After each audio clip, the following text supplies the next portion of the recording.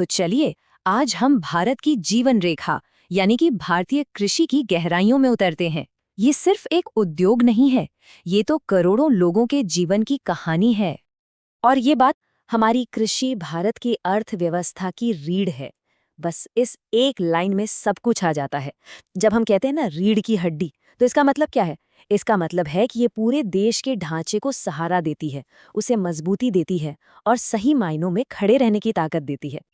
और ये जो लाखों की बात हो रही है, इसका मतलब सच में लाखों करोड़ों से है। ये सिर्फ नंबर्स नहीं है, बिल्कुल नहीं। ये हर एक इंसान के लिए भोजन है, रोजगार है और उम्मीद है। समझिए, ये सिर्फ खेत में फसल उगाने से कहीं ज्यादा है। ये तो जीने का और जीविका चलाने का जरिया है। तो सवाल ये उठता है कि आखिर ये रीढ़ की हड्डी करती क्या है? देखिए, बात सिर्फ इकोनॉमी की नहीं है, बिल्कुल नहीं। बात है हमारे समाज के पूरे ताने बाने की। यही तो है जो हमारे गांवों को शक्ति देती है और हमारे देश को आगे बढ़ाती है। इस नींव के ना 4 बहुत मजबूत स्तंभ हैं। सबसे पहला, खाद्य सुरक्षा, मतलब हर थाली में खाना। फिर आता है ग्रामीण रोजगार, यानी लाखों हाथों को काम। तीसरा, आर्थिक स्थिरता, जो एक मजबूत देश की पहचान है। और सबसे जरूरी, आजीविका, जो करोड़ों लोगों की जिंदगी का आधार है। तो ये इतना बड़ा सिस्टम आखिर काम कैसे करता है? बड़ी दिलचस्प बात है ये। हमारी भारतीय कृषि असल में पुराने तरीकों और नई टेक्नोलॉजी का एक अनोखा संगम है। और पूरा जादू पता है इसी बैलेंस में है।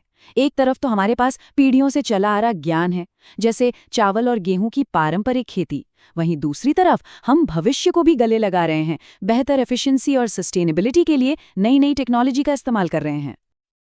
लेकिन जैसा हर कहानी में एक मोड़ आता है, यहाँ भी है। और मोड़ ये है कि हमारी ये नींव जो इतनी मजबूत दिखती है, अब उस पर खतरा मंडरा रहा है।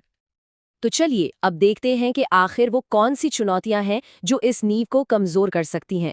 ये समझना बहुत जरूरी है कि हमारी तरक्की के रास्ते में आखिर रुकावटें क्या हैं। 2 बहुत बड़े खतरे दरवाजे पर दस्तक दे रहे हैं। पहला है क्लाइमेट चेंज, यानी जलवायु परिवर्तन। इसने बेमौसम बारिश और सूखे से हमारे मौसम को जैसे एक जुआ बना दिया है। और दूसरा है पानी की कमी, जो हमारे खेतों को, हमारे कुओं को, सबको प्यासा छोड़ रही है। तो अब इसका इलाज क्या है? चलिए अब समस्या से समाधान की तरफ बढ़ते हैं। और अच्छी खबर ये है कि आगे बढ़ने का एक रास्ता है, बिल्कुल है। एक ऐसा रास्ता जो कृषि को आने वाले कल के लिए और भी ज्यादा मजबूत बना सकता है। तो प्लान क्या है? देखिए, ये एक 3 चरणीय दृष्टिकोण है। पहला, बेहतर उपकरण, यानी किसानों के हाथों को और ताकत देना। दूसरा, बेहतर तरीके, जैसे कि ड्रिप सिंचाई। सोचिए, कम पानी में ज्यादा फसल। और तीसरा है नई तकनीक को अपनाना, यानी नवाचार का स्वागत करना। और आखिर में सबसे जरूरी बात, इस बुनियाद को बचाना और इसमें सुधार लाना। ये सिर्फ कृषि के लिए जरूरी नहीं है, बल्कि ये तो पूरे देश के एक समृद्ध भविष्य के लिए बेहद जरूरी है। तो चलिए इस विचार यात्रा को इस सवाल के साथ खत्म करते हैं। आखिर टेक्नोलॉजी हमारे किसानों के हाथों को कैसे मजबूत बनाएगी और इसके जरिए हमारे देश के भविष्य को कैसे सुरक्षित करेगी?